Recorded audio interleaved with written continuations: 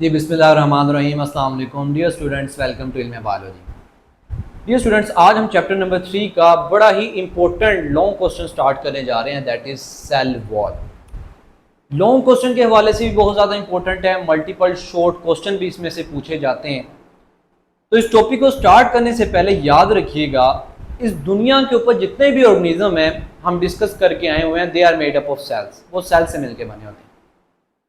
अब dear student, दुनिया में कोई भी ऑर्गेनिज्म है, चूंकि वो सेल से मिलके बना हुआ है, तो कोई भी ऑर्गेनिज्म हम लें, उसके सेल को डिस्कस करें, तो हमें नजर आएगा उसके अंदर एक स्ट्रक्चर हर हाल में प्रेजेंट होता ही होता है, जिसको हम सेल मेम्ब्रेन कहते हैं। Cell membrane is present in all the organisms of this planet earth. दुनिया में जितने भी ऑर्गेनिजम्स हैं वो सेल से मिलके बने हुए हैं, और उनके सेल के अंदर सेल मेम्ब्रेन मस्ट प्रेजेंट होती ही होती है। लेकिन दुनिया में 4 ऐसे ऑर्गेनिजम्स हैं जिनमें प्लांट्स आ जाते हैं, फंजाई, एल्जी एंड बैक्टीरिया। इनके अंदर सेल मेम्ब्रेन के बाहर एक और स्ट्रक्चर मौजूद होता है, एक और हार्ड आउटर कवरिंग मौजूद होती है, जिसको हम सेल वॉल का नाम देते हैं, which is called as a cell wall.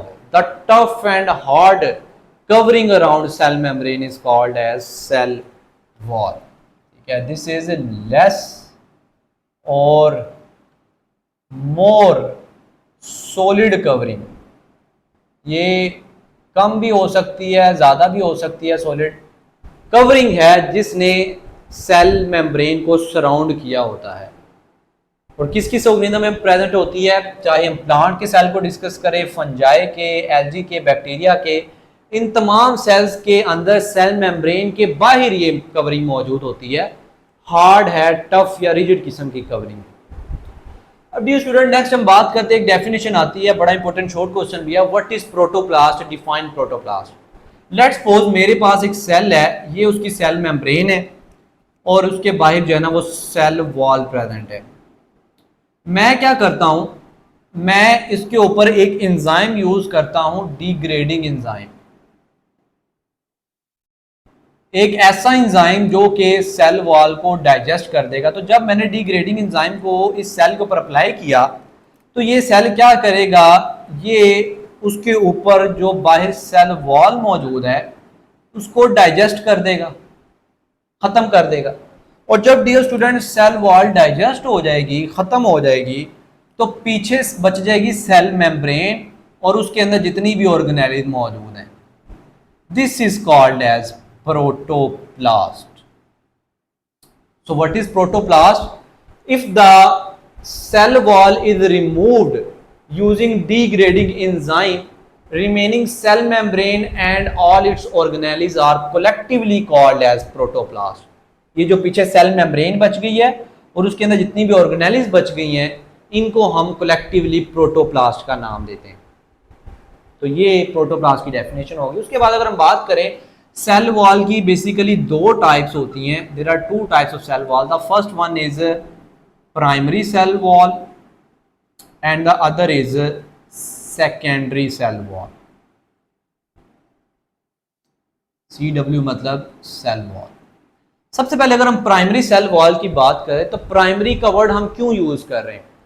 Primary हम इसलिए कहते हैं कि सबसे पहले ये बनती है सेल वॉल। पहली, प्राइमरी का मतलब है पहली या बेसिक सेल वॉल जो बनती है उसको प्राइमरी सेल वॉल का नाम देते हैं। Dear student, primary cell wall जो होती है बेसिकली ये एक्चुअल सेल वॉल होती है।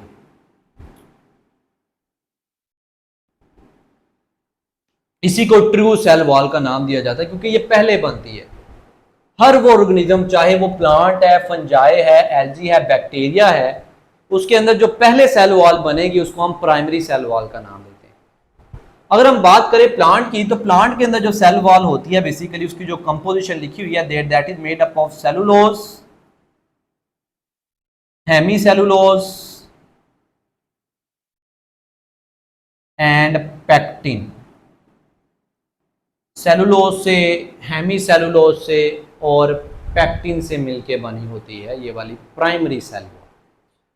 और डियर स्टूडेंट्स, ये जो सेलुलोज है, ये बेसिकली इसके जो माइक्रो फिब्रिल्स हैं, ये हर एंगल के अंदर जो है वो डिस्ट्रीब्यूट हुए होते हैं, हर एंगल के अंदर प्रेजेंट होते हैं, क्रिस क्रॉस पैटर्न के अंदर हर एंगल में ये मौजूद होते हैं सेलुलोज के micro fibres.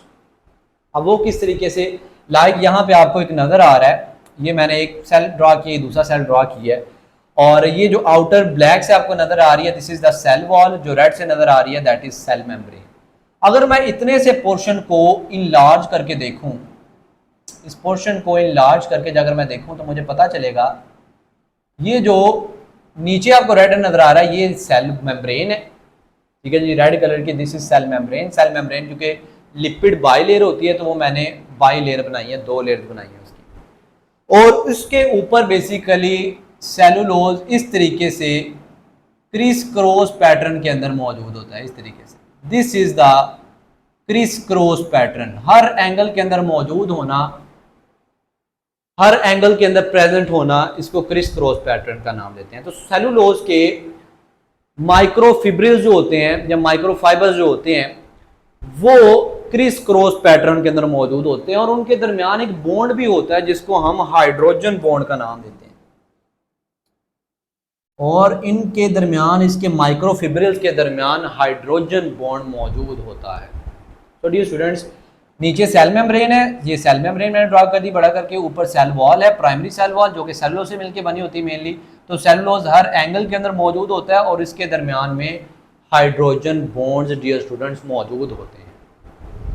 So that is basically the primary cell wall, ये मैंने प्राइमरी सेल वॉल ड्रा की है। नेक्स्ट है जी सेकेंडरी सेल वॉल।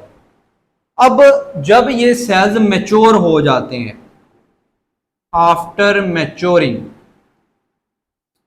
मैच्योर होने के बाद dear student, between cell membrane and primary cell wall, ये सेल मेम्ब्रेन है, ऊपर सेल वॉल है, तो इन दोनों के दरमियान एक न्यू सेल वॉल बनती है। चूंकि ये बाद में बनती है इसीलिए इसको सेकेंडरी सेल वॉल का नाम देते हैं। What is secondary cell wall? After maturation of cells a new cell wall formed between cell wall and cell membrane, and this second cell wall is called as secondary cell wall। इसी को secondary cell wall का नाम दिया जाता है, ठीक है जी। This is secondary cell wall। और अगर मैं इसी को बड़ा करके दिखाऊं तो बेसिकली ये इस तरीके से होती है, और ये बहुत ज़्यादा जो है वो मोटी होती है, टफ होती है, रिजिड होती है, सॉलिड या हार्ड हम कह सकते हैं, सख्त होती है बेसिकली। क्यों सख्त होती है? क्योंकि ये मिलके बनी होती है लिग्निन से, मेनली इसके अंदर लिग्निन होता है, साथ में सेलुलोज और हेमी सेलुलोज भी प्रेजेंट होता है। लेकिन चूंकि इसके अंदर लिग्निन मौजूद है इसलिए ये सेकेंडरी सेल वॉल बहुत ज़्यादा रिजिड होती है, प्राइमरी सेल वॉल से भी ज़्यादा रिजिड ये होती है secondary cell wall, because it is lignified, इसके अंदर लिग्निन मौजूद होता है। तो डियर स्टूडेंट, यही इन दोनों में डिफरेंस है प्राइमरी सेल वॉल और सेकेंडरी सेल वॉल के अंदर, कि primary cell wall actual cell wall है, सबसे पहले बनती है, जबकि secondary cell wall after maturation of cell, cell जब मैच्योर होता है उसके बाद बनती है। प्राइमरी सेल वॉल जो है वो बिल्कुल आउटर कवरिंग है, जबकि सेकेंडरी सेल वॉल जो है वो cell wall, primary cell wall और सेल मेम्ब्रेन के दरमियान में मौजूद होती है, ठीक है जी। और उसके बाद डियर स्टूडेंट्स, जो सेल प्राइमरी सेल वॉल होती है वो चूंकि सेलुलोज, हेमी सेलुलोज, पैक्टिन से मिलकर बनी होती है, ये हार्ड तो होती है लेकिन उतनी ज़्यादा नहीं होती, जबकि सेकेंडरी सेल वॉल चूंकि लिग्निन होता है तो बहुत ज़्यादा हार्ड होती है, बहुत ज़्यादा टफ होती है। नेक्स्ट है जी मिडल लैमेला, कि मिडल लैमेला किसको कहते हैं? डियर स्टूडेंट्स, ये एक सेल है, ये दूसरा सेल है। अब होता ये है कि जब एक सेल से 2 सेल्स बनते हैं ना तो साइटोकाइनेसिस का प्रोसेस होता है, ठीक है। जब भी प्लांट के अंदर सेल डिवीजन होती है तो उसके अंदर प्रोसेस होता है जी साइटोकाइनेसिस, जिसमें साइटोप्लाज्म भी हाफ होता है, डिस्ट्रीब्यूट होता है। तो जब डियर स्टूडेंट्स प्लांट के अंदर साइटोकाइनेसिस होती है तो एक सेल और दूसरे सेल के दरमियान में साइटोकाइनेसिस प्रोसेस के दौरान इस तरीके से एक गैलाटीनियस मटेरियल भी मौजूद होता है। एक गैलाटीनियस लेयर भी बन जाती है, जेल लाइक होती है। इसी गैलाटीनियस मटेरियल को मिडल लैमेला का नाम देते हैं। So what is the definition during cell division और ड्यूरिंग साइटोकाइनेसिस? आप gelatinous layer formed between cells के दरमियान गैलाटीन की लेयर बन जाती है और उसी गैलाटीन लेयर को डियर स्टूडेंट्स जो है वो मिडल लैमेला का नाम दिया जाता है। That is actually middle lamella. और बेसिकली हम ये भी कह सकते हैं कि नेबरिंग सेल्स के दरमियान जो गैलाटीन मटेरियल होता है वो मिडल लैमेला होता है। What is the composition of middle lamella? तो डियर स्टूडेंट्स याद रखिएगा, मिडल लैमेला जो है वो कैल्शियम पैक्टेट और मैग्नीशियम पैक्टेट से मिलकर बनी होती है। जो गैलाटीनियस मटेरियल होता है ये कैल्शियम और मैग्नीशियम पैक्टेट होता है। पैक्टेट का मतलब है जी पैक्टिक एसिड। इनके अंदर पैक्टिक एसिड प्रेजेंट होता है इस गैलाटीनियस लेयर के अंदर। स्टेबिलिटी प्रोवाइड करती है, प्रोटेक्शन प्रोवाइड करती है, कई लिहाज से प्लांट के सेल्स की हेल्प आउट कर रही होती है। नेक्स्ट है dear student plasmodesmata.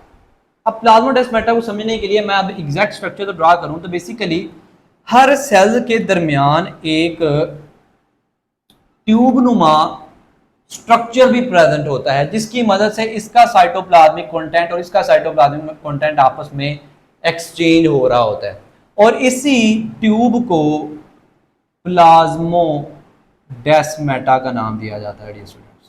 This is plasmodesmata.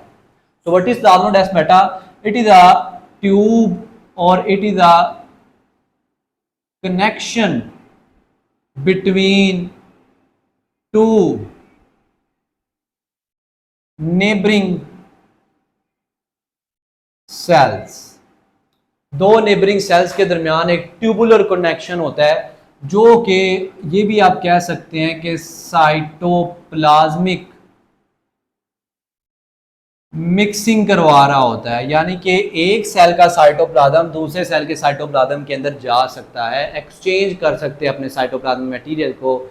Even काफ़ी चीज़ें आपस में जो है ना वो ट्रांसपोर्ट कर रहे होते हैं इसी प्लाज्मोडेस्माटा ट्यूब के जरिए से। अब क्वेश्चन यहाँ पे ये राइज होता है कि ये प्लाज्मोडेस्माटा कैसे बन जाता है, हाउ प्लाज्मोडेस्माटा इज फॉर्म। तो इसका भी आंसर है जी साइटोकाइनेसिस के दौरान।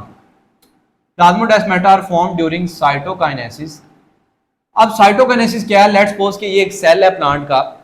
अब प्लांट के सेल ने जब डिवाइड करना है तो सबसे पहले क्या होगा जी, इसकी मेम्ब्रेन आपस में पिंच करना शुरू होगी। अब जब इसकी जो मेम्ब्रेन है, प्लाज्मा मेम्ब्रेन, ये जब पिंच करती है और फिर बाहर से भी क्या होता है जी, यहाँ पे कॉन्ट्रैक्टाइल रिंग तो नहीं बनती लेकिन गोल्जी बॉडीज आके जो है ना वो फ्रैग्मोप्लास्ट बनाना शुरू करती हैं। या आप आगे जाके पढ़ेंगे भी फ्रैग्मोप्लास्ट क्या होते हैं। तो यहाँ पे आके जब फ्रैग्मोप्लास्ट बनना शुरू होते हैं ताकि सेल दो के अंदर डिवाइड हो जाए, तो ये फ्रैग्मोप्लास्ट बनते बनते दरमियान में ऑर्गेनेली आ जाती है जिसको हम नाम देते हैं एंडोप्लाज्मिक रेटिकुलम। तो ड्यूरिंग साइटोकाइनेसिस एंडोप्लाज्मिक रेटिकुलम जो होती है, एंडोप्लाज्मिक रेटिकुलम वो डियर स्टूडेंट्स ट्रैप्ड हो जाती है। ट्रैप्ड का मतलब है फंस जाती है। जब फ्रैग्मोप्लास्ट बन रहा होता है, जब एक से दो सेल्स बनते हैं तो ये दरमियान में एंडोप्लाज्मिक रेटिकुलम ट्रैप हो जाती है, फंस जाती है इस तरीके से। और जब ये फंसती है तो डियर स्टूडेंट्स उसके नतीजे में सेल दो के अंदर डिवाइड हो जाता है और ये जो एंडोप्लाज्मिक रेटिकुलम है ये एक ट्यूब बन जाती है जिसको हम प्लाज्मोडेस्माटा का नाम देते हैं। ठीक है जी। तो बेसिकली प्लाज्मोडेस्माटा हम कह सकते हैं कि ये ट्रैप्ड एंडोप्लाज्मिक रेटिकुलम ही थे जो कि ड्यूरिंग साइटोकाइनेसिस जो है वो प्लाज्मोडेस्माटा के अंदर कन्वर्ट हो जाते हैं, ट्यूब्स के अंदर कन्वर्ट हो जाते हैं। तो ये तीन पार्ट्स हमने डिस्कस किए, primary cell wall, secondary cell wall और प्लाज्मोडेस्माटा। लास्ट पे आ जाता है डियर स्टूडेंट्स कि सेल वॉल के क्या फंक्शन होते हैं।